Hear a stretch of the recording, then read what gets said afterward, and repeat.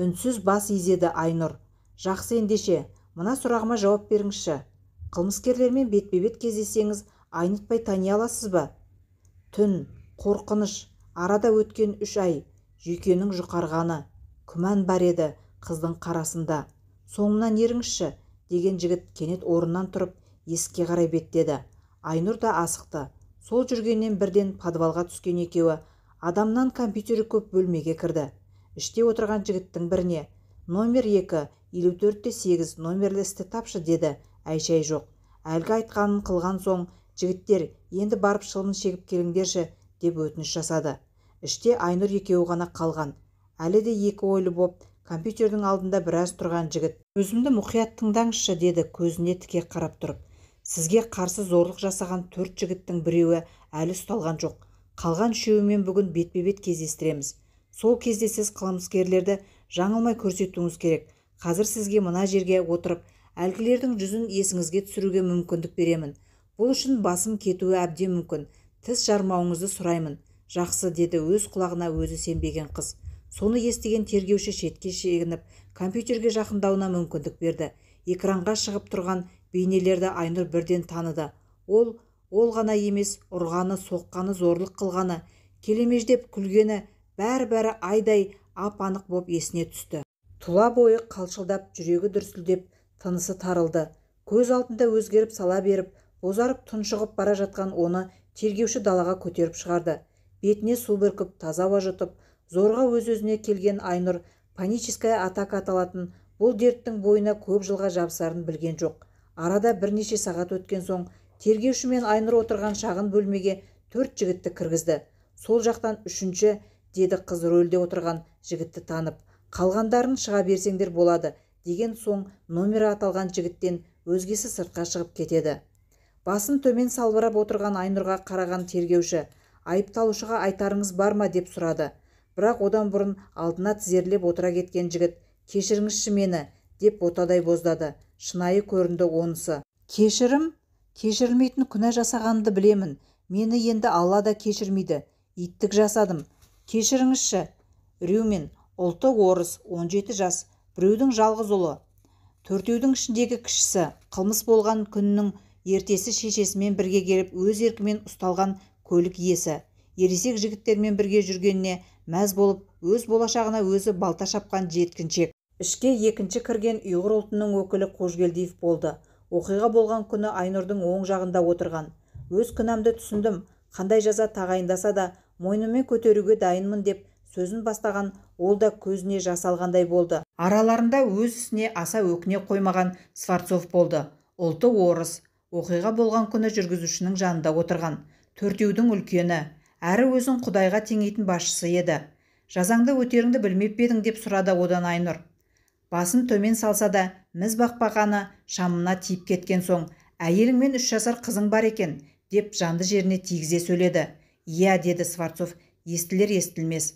«Қызың менің тағдырымды қайталағанын қалаймысың?» «Жоқ, солай ма? Өзгенің қызын қорлағанда өз қызыңды неге ойламадың? Енді есіңде болсын, сенен ала алмаған өшімді қарсыласуға әлі жетпейтін балаңнан аламын. Кешіріңізші мені», деді сонда ғана жігіт батыр. Сол күні ровд-дан шыққан Айнұрға ісі енді алға басатындай көрінген. Бірақ келесі күні алғашқы сот отырысында тергеушісі ауысып кеткенін білді.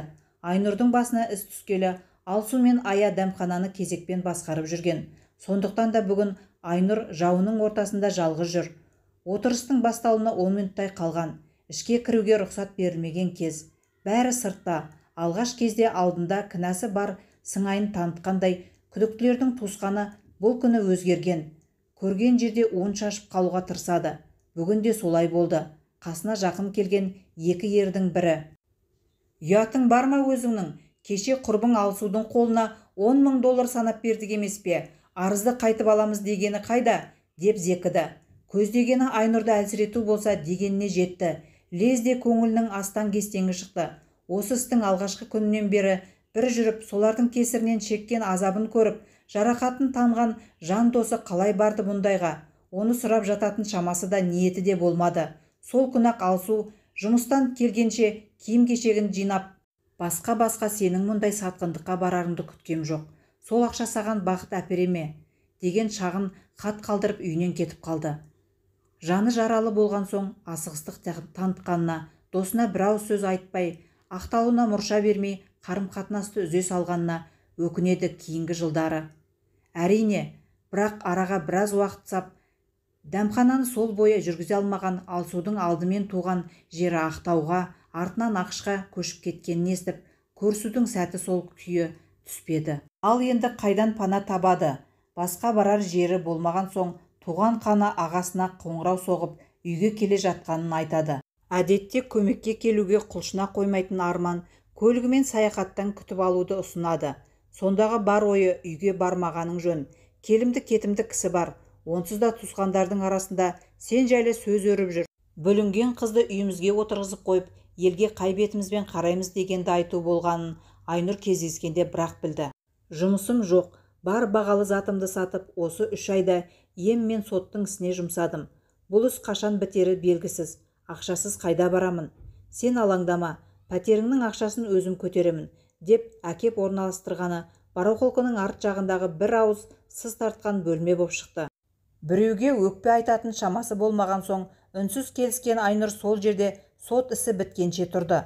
Оқиға болған күні Жомарттың хабарласып, кездесуге шақырып келмегені, содан бері 3 айдан астам уақыт өтсе де құжатын іздемей, ұшты-көлі жоқ боп кеткені сол күні есіне түсті. Соны да қыздардың әр күні дәмхананың кассасын өзімен ала жүретіні Жомартқа белгілі болғанында, ертесі тергеуші мен қорғаушыға айтқанымен істі жабудың көздегендер сөзіне құлақ аспады. Қолында дәлел ретінде құжаттары болғаны да еш себеп болмады. Осылайша Жомартқа қатысты күдік те бұл істе ашылмай, айтылмай қалған жайттардың бірі боп қала берді. 2015 жылдың жазы.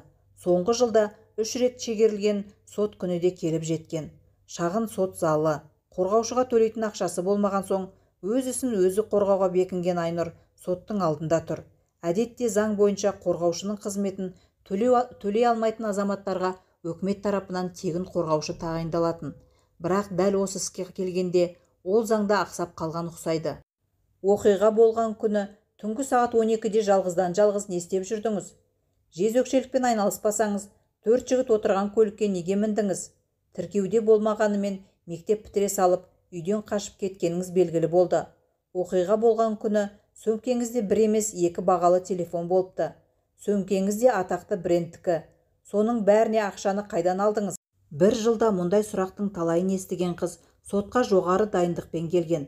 Жылау мен сықтау, ақталу да жоқ. Адам сенгісіз салқындылық танытты.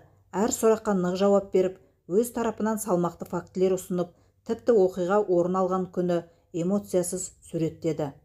4 бірдей жігіттің өміріне балта шауып, ата-анасын жылатқанша келісімге келгеніңіз жөн емес пе? Деп қалды бір кезде қарсы жақтың қорғаушысы. Сол күні менен 4-еу боп, сені жабылып зорлауымызға келісіміңді бересің бе деп сұраған жан болды ма? Деген Айнұр сабырлы көрінді. Мектепті жаңа бітірген баланың ертеңі не болмақ? Ең болмаса соны аясаңшы. Бұл баланың өз еркімен беріліп, тергеу ісіне қолғабыс еткен, жаман ортаның ықпалына түскенін, жалғыз ұлын араша ете алмай зар жылаған шешенің зарын естіп, бәрін біліп жүрді Айнұр, бірақ аяй алған жоқ. Иә, бәлкім ол біреу үшін небәрі 16 жастағы сүйікті ұлы болар. Өкінішке орай, маған оның ол қыры таныс емес. Мен білетін Рюмін бөлек адам. Соңғы жылда өз табандылығының арқасында ісіне адал болмаған біраз адамның қызметтен кетуіне себепкер болған. Бұл бойжеткенді залдағылар жақсы танып қалған. Сөз соңында қылмыскерлерге емес, заң қызметшілеріне қарап тұрып, иә, бұл жігіттердің маған зорлық көрсеткеніне сіздердің де, менің де кінәм жоқ. Сондықтан берген парасына қарық боп, жағдайымызды түзеп алуымызға болар еді. Бостандық беруге де болады. Бірақ олай етер болсақ, бұлардың келесі зорлығына біз де жауапты боламыз. Алған бетімнен сол үшін қайтпаймын. Қылмыс жазалануы керек. Сабақ болғанын қалаймын. Егер бүгінгі сот өтінішімді қанағаттандырмаса, жоғарғы сотқа жүгінемін, дегеніне бәрі шүбәсіз сенді. Арада біраз уақыт өткен соң, айыпталушылар, тұрыңдар, деп сөз бастаған соттың 6 жыл 6 ай деген үкім шығарғанды.